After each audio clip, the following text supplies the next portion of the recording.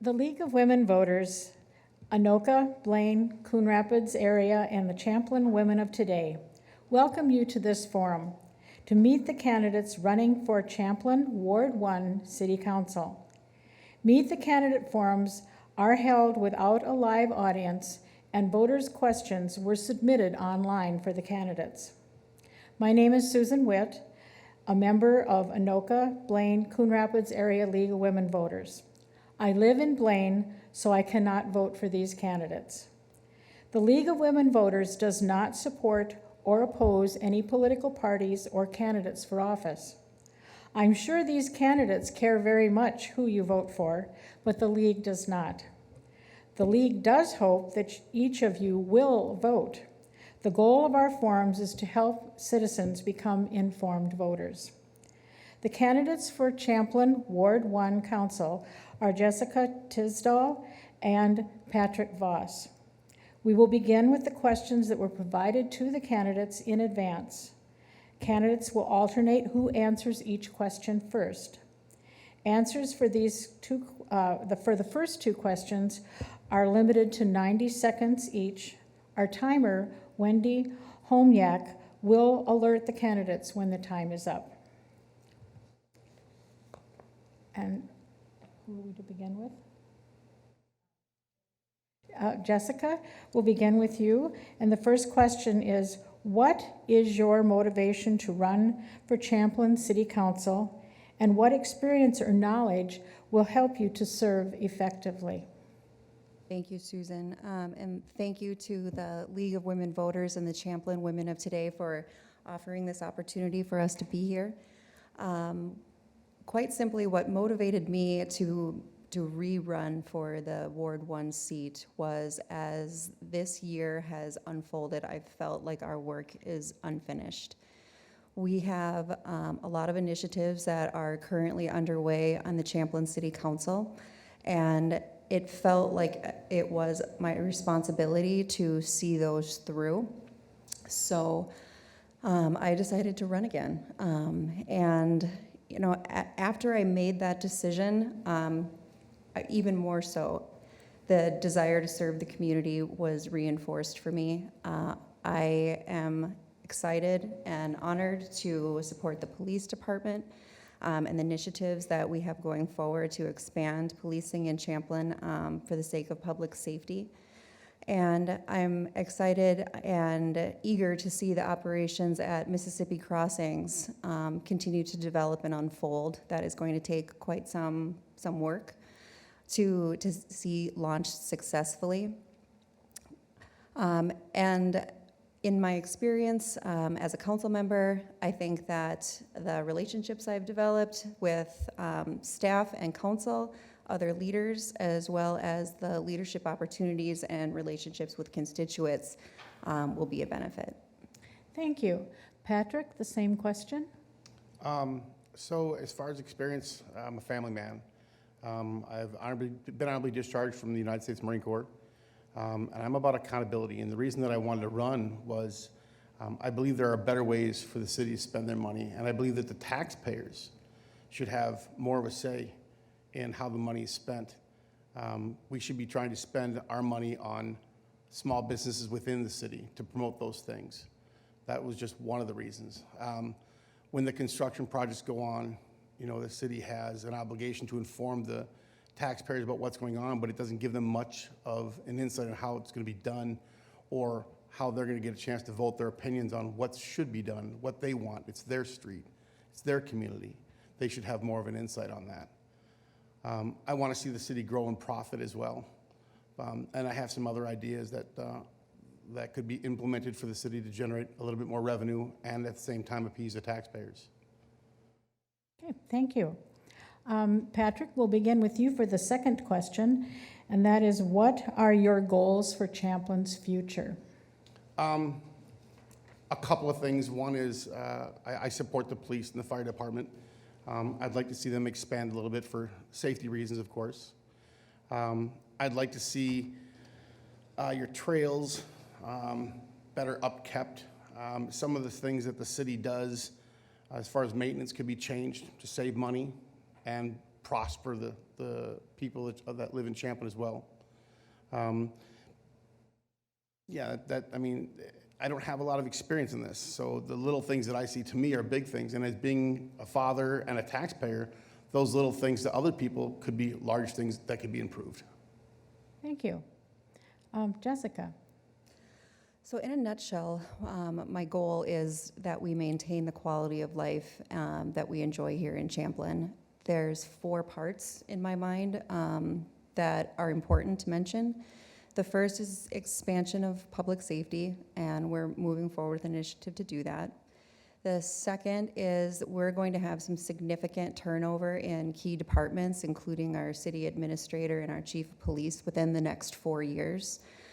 So succession planning for that change, so that we can capture the wealth of knowledge and experience in both of those positions and move forward successfully.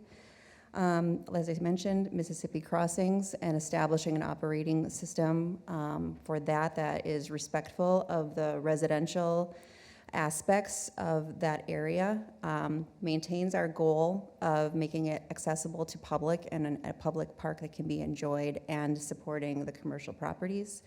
And then last, for Ward 1 in particular, my passion continues to be the safety of motorists, residents, and pedestrians on our roadways. I'd like to see the roundabout on Valley Forge, Brookside, and French Lake Road be constructed, as is currently set in 2024, with ideally some participation with the county. Thank you.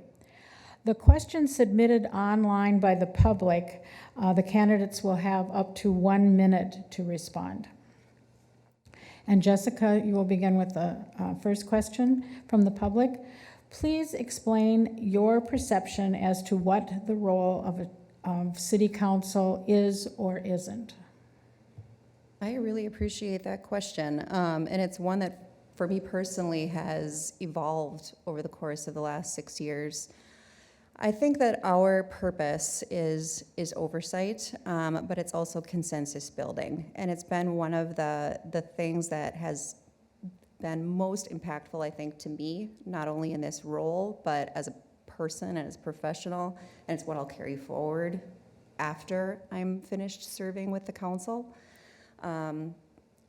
It is a challenge to take an issue that could be black and white if we are going to just simply vote yes or no, and build in the nuances that actually are meaningful to people, and that is part of the consensus process. So I have a healthy respect for that, and I think that oversight, having clear consensus statements, and being mindful of how residents want us to act and represent the community is important. Thank you. Patrick, what is your perception of the role of the city council? You're representing the city, the people. I would think that the role should be to be listening to the people and what they want, and to try to act upon their needs and their wants. You can't please 100% of the people all the time, but you can certainly try to make your best effort to please the majority. And that would be one of my most primary roles, is to try to listen to the people, the taxpayers, and get their opinions and have them heard, that you're up here representing them, and to try to see what they want and express their needs upon whatever project is bestowed upon us. Thank you. Patrick will go to you for the next question, and that is, describe how you work with others and how you would integrate yourself into the city council. Do you think it is imperative to have all city contracts go out for proposal? The first part of that question, so I do work construction, and I have to work with other people. And that being the nature, with a lot of construction for the city of Champlin, you most definitely should have all the bids go out. And I don't believe that it should be following in suit to take the lowest bid. The qualified person with the things on paper that are going to match our designs are what we should be doing. And even then, consideration should begin to what do the people want? How are you going to integrate that? Thank you. Jessica, the same question? So I work with the city council in that typically I can see both sides of issues. And in the beginning of my experience on the council, I felt like that was a deficit and I struggled with it, candidly, because I could usually see both arguments, and I felt like it was important at the time to be, more in line with a core set of values or beliefs. In 6 years, I think I've matured and become comfortable with seeing both sides, and now I hold on to that as an asset. So my role in the council tends to be the details and negotiating where we can find our win-win opportunities. In terms of requests for proposal, they're often a learning opportunity, and getting requests for proposals will give you some sense of questions that we might not have answered or asked before that are excellent for discussion. So I appreciate it. Thank you. Jessica, the next question will begin with you. How do you or would you handle instances when a local business that may be owned or operated by a family member or friend is contracted to do work for the city? That's a good question, and one I can answer personally. I work for Central Roofing Company, and Central Roofing Company is a commercial business that does bids on public buildings. And my company has bid on projects that are here in Champlin. The process that all council members are asked to use is that we disclose any conflicts of interest. I disclose the fact that I work for Central Roofing Company and they at times have bid on projects. And then I recuse myself from any votes pertaining to that. And in the cases where Central has bid a project here in Champlin, I also recuse myself from the discussions and the final award, even if Central isn't the low bid. Okay, thank you. Patrick, the same question. Most definitely conflict of interest. You really have to be careful. That can be a sketchy road to go down. And I would probably reiterate exactly what Jessica said is, the job that I do, the company I work for, doesn't have anything to do with bidding. So I wouldn't be put in that position. However, if I was, I would excuse myself from any conversation or vote on that. I don't want to be involved in something like that. That to me, the idea of crossing over that line could be slippery, and I don't want to do that. Thank you. Patrick, you have the first time. You may begin with the next question. In 2021, the City Council approved a bid for $7 million city facility, the Mississippi Crossings building.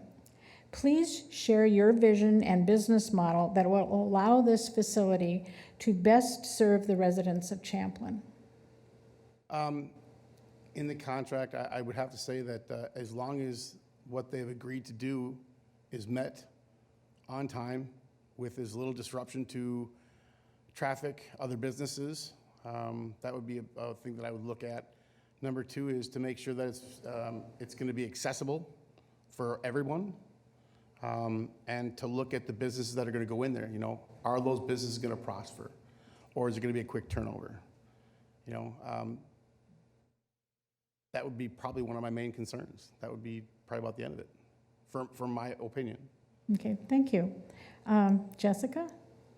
This question drives home one of my motivations for seeking office again, is because we have spent 20 years investing in Mississippi Crossings, and as you said, $7 million to see it to this point. The operations and the accessibility of the public to it, I think, are as important as the work that happened those 20 years and to date. It's very important to me, and I said this last night in our budget meeting, that our residents remain front and center and are able to access this building and use it and enjoy it. They paid for it, they've seen it built, they, in many cases, feel like they've sacrificed what was part of Mississippi Point Park to have it. So it's my priority to keep residents there. That being said, we do want it to be self-sustaining, or as close to self-sustaining as possible. And so seeking partnerships with private entities and how we operate the building are going to be important, important details that I'll pay attention to. Thank you. Jessica, you will have first to be answer the next question. As part of September 12th work session, there's a council initiative spreadsheet. There are many items that may be considered for spending: selfie stations, branding, boat races, trout pond improvements, fireworks, etc. How will you balance these things with the more dire needs of our city? Street repair and replacement, infrastructure upkeep, and wastewater management, to name a few. It's a very good question.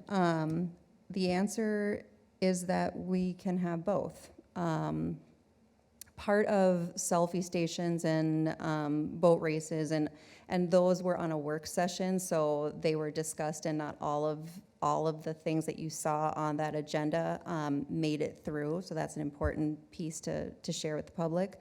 But what the branding pieces was placemaking. With the investment of Mississippi Crossings, we want it to be a successful place. We want it to make sense. We want it to be an advantage to the community so that all of the effort, hard work, and taxpayer money that has gone into it comes back to us in ways that are valuable to us, including money. Street repair, we continue to invest in that. This council has put forward a 10-year initiative. We're in, I think, year 5 or 6 at this point, to repair roads, and it remains in the budget, as does infrastructure repair. Thank you. Patrick, same question? There should be an equal balance for both. Because I'm not on the council currently, I haven't seen the budget plan. But with that being said, maintenance isn't cheap, and if you don't have a good infrastructure, nothing else is going to hold. I'm all about having the other events if the money allots for it, but at the same time, the president should come on the maintenance side, your wastewaters, your street maintenances, et cetera, stuff like that. And if those things are taken care of with less cost out of the taxpayer's pocket, then yeah, we should have room for the other stuff as well, but the maintenance should come first. Thank you. Patrick, we'll begin with you for the next question. Now that most of our land has been developed and the park dedication from the builders is coming to an end, what creative ways can we raise money to maintain the beautiful park system that we have? There's a couple different things. You can put, I've noticed over the years that the county has trails for snowmobiles to run on. We could do, maybe possibly on certain conditions, let some sleds run on the shoulders that are owned. Fees for that, licenses, permits. Expand some of the events the city has to the public and put a fee on it. A small marginal fee. We're not looking to empty somebody's pockets for 20 minutes of time, but a small fee, such as you have to pay registration on your car. Maybe there should be a license on a sled, or maybe permits for other special events that people want to use. That would be a small take in it, I guess. Okay, thank you. Jessica? I think this is a great question because it plays into the decision-making model that has worked well for me in deciding issues on the council, and that is, what are the positive public impacts versus the time, money, and effort that it takes to run things, and parks is a good place to apply that. We have a lot of sensational opportunities in parks and recreation. Not all of them make money, Not all of them have a significant impact. And I think we are at a point where we need to right-size some of the programming that we offer and really look at who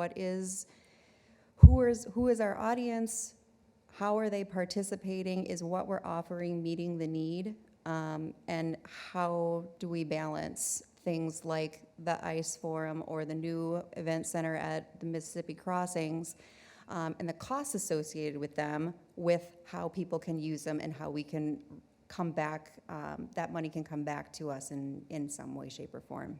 Okay, thank you. Jessica, we'll begin with you on the next question, and that is, what are your views on the role of the police department in our community? Beyond policing, what can we do to promote public safety? I think one of the first things that we can do to promote public safety is neighborly sentiments to each other. When I moved to Champlin 13, 14 years ago, my oldest son was not even 1 year old. And quickly we discovered what a amazing community this was in terms of neighborly behavior. We got to know not only our immediate neighbors, but made relationships across the city through a lot of different ways, including Parks and Rec, that have remained impactful to us personally today. And I think that having that community connection to each other and to this place is one way that we can look out for each other and promote public safety, and it doesn't really cost us anything. In fact, I think we gain all the world for it. But I'd like to see policing expand, because we do have need from just the general sentiment that's out there right now and the crime that we're seeing in the city, and I'd like to support them in being more proactive. Thank you. Patrick, same question? Could you please repeat the question, please? Yes. What are your views on the role of the police department in our community? And beyond policing, what can we do to promote public safety? Well, so it's been my experience. I've seen the Champlin Police Department out there. I've seen what they've documented on the internet and stuff like that. I think they do a great job. We have a great force. Even some of the new officers just come on. As far as policing, the way they interact with the public, there should be more of that. They really do a great job having open nights where they have their vehicles out for display for the public to see, questions and answers from the public. That's way important, really important. And it shows that, the police, they have a tough enough job the way it is. And getting people out there to know your local police officers, your local law enforcement, that's a big plus. When we moved in here 20 years ago, we had bonfires all the time. We know who our neighbors are, and it's important to get out and know your neighbors and know your surroundings and know your communities. And with those two things combined, it has no choice but to succeed and be 100%. Thank you. Patrick, we will begin with you on the next question. Residents of all ages need affordable housing at all stages of life. What will you do to help the city of Champlin truly expand affordable housing instead of just executive affordable housing? So here, unfortunately, is where my inexperience kicks in, because I don't know much about this. But I do believe that there should be an equal balance for housing. You are correct. Whether you're young, old, whether you make small amount or a lot amount, live within your budget, but there should be substantial housing for people of all types of income, whether it's subsidized or non. It shouldn't just all be one downfall. What makes a good community is diversity and having all types of people, all types of incomes, all types of stuff together. As far as what it would look like, my inexperience doesn't enable me to speak about that. Thank you. Jessica? I agree with Patrick's sentiments, and I'll add that I think that this is something that we do well in Champlin. Recently, in this last two significant neighborhoods that have been built, it's been executive homes. But what also isn't mentioned is that we've added the Legends of Champlin, which is subsidized housing for folks who are 55 plus. We've added the bow line, which offers an entirely different market of rental to our landscape. We've added townhomes for rent and for ownership.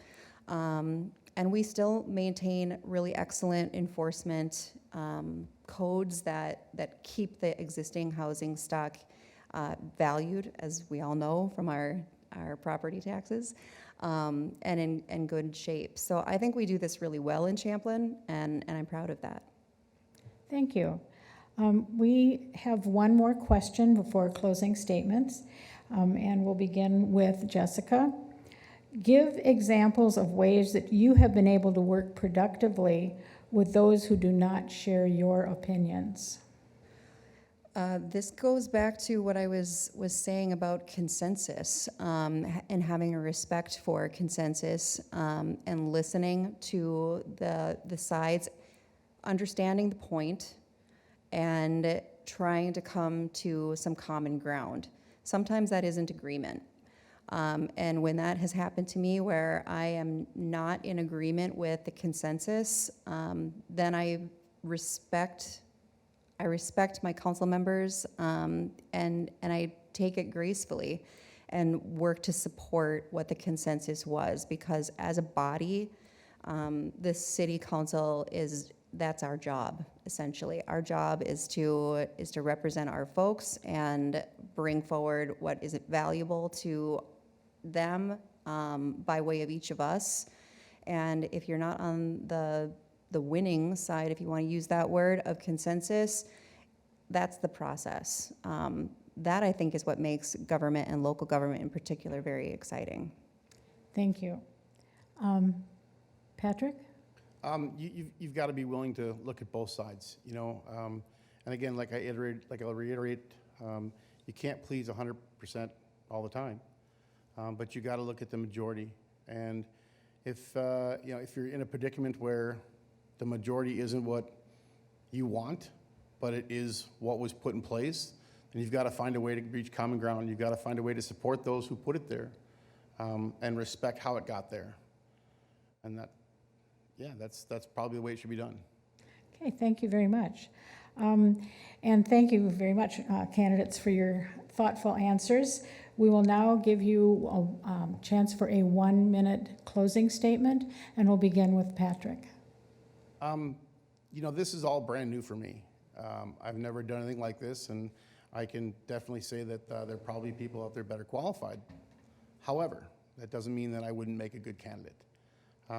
My biggest reason for running is that spending. I think we can do a better job of it.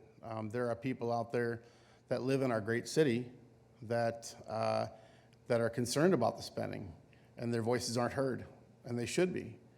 Whether you make 6 figures or 5 figures or 4 figures, your voice is still just as important. You're still paying taxes, you're still living in the city, you're still enjoying things, but your voices should be heard on how the spending is done, and that's one of the reasons why I'm running. Thank you. Jessica? Thank you. So again, I'd like to thank the League of Women Voters and the Champlin Women of Today. I'd like to thank QCTV for the service that you provide to us by making these opportunities available to the public. And thank you, Patrick, for being here with us, and for participating with me. I appreciate that. I'd also like to thank the folks that submitted questions and the folks that did so privately with me too. One of the things that is the most meaningful to me in this role is getting the opportunity to speak with residents and hear their concerns, and nights like this bring out those conversations. So to close, I'd like to say I've appreciated the opportunity to serve as the Champlin council member for Ward 1, and I'd appreciate your vote on November 8th so I can continue that role to work with you towards the goals I've mentioned tonight, and to keep Champlin this beautiful place that we all get to enjoy and live in. Thank you. Thank you. And thank you very much, candidates, for speaking to voters about issues and for simply running for Champlin City Council Ward 1. Thanks to all of you for watching in your interest to become informed voters. And thank you to QCTV for making the forum available to all of us.